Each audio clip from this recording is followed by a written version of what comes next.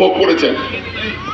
আজকে আমি আপনি যদি একটা ছোট্ট কথা বলি যে আজকে আমরা ইয়া রাসূলুল্লাহ বলি যে ইয়া রাসূলুল্লাহ বলবো কেন, আমরা ইয়া রাসূলুল্লাহ বলবো কেন, অকৃতজ্ঞের মতো কথা হয়ে যাবে তাহলে। কিন্তু আল্লাহ রসুল জমিনে এসছেন, জমিনে এসে যখনই জমিনে এসছেন ভূমিতে হয়েছে উনি আত্মাত্ম স্রোতে বসে আল্লাহ তাআলা আল্লাহু আকবার বলে সেজদা দিয়েছেন। সেজদা দিয়ে উঠে কিন্তু ইয়া উম্মতি বলেছেন।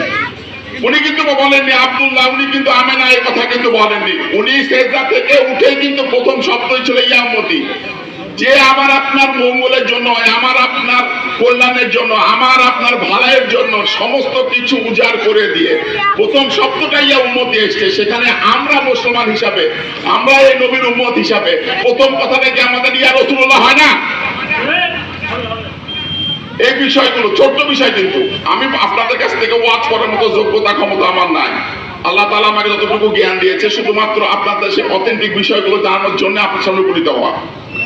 আল্লাহ তাআলা আমাকে আপনাকে সবাইকে সঠিক বোঝ ও সঠিক এলেম অর্জন করার মতো তৌফিক এনায়েত করুন।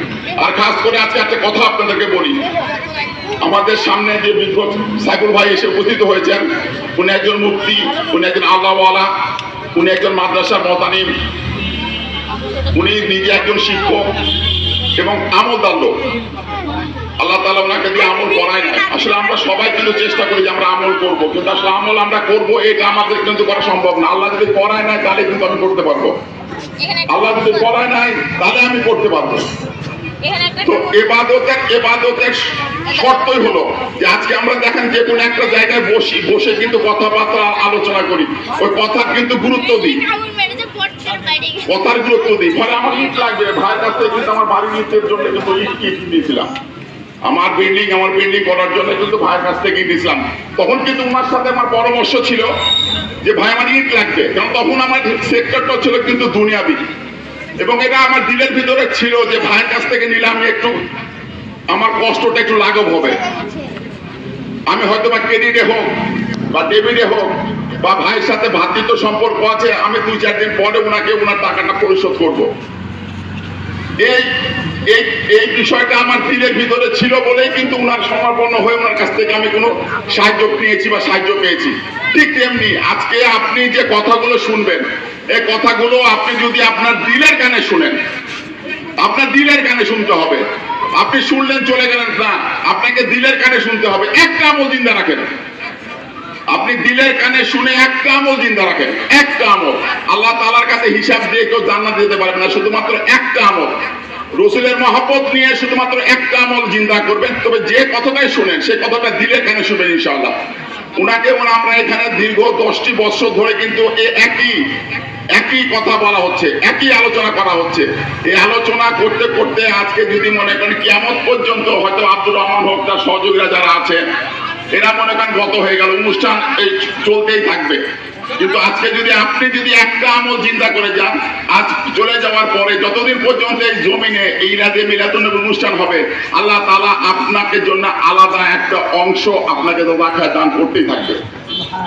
কেন সৎ কাজের সাথে যে সৎ কাজ মিশ্রণ থেকে যায়, আল্লাহ তাআলার কাছে কাল হাসরের মাঠে আপনি উপনীত হবেন।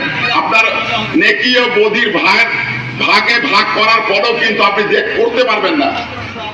আপনি যে সদকা করেছেন, যে সদকা কিন্তু আপনার আগুন আপনার কাছ থেকে দূরে সরাই দিবে।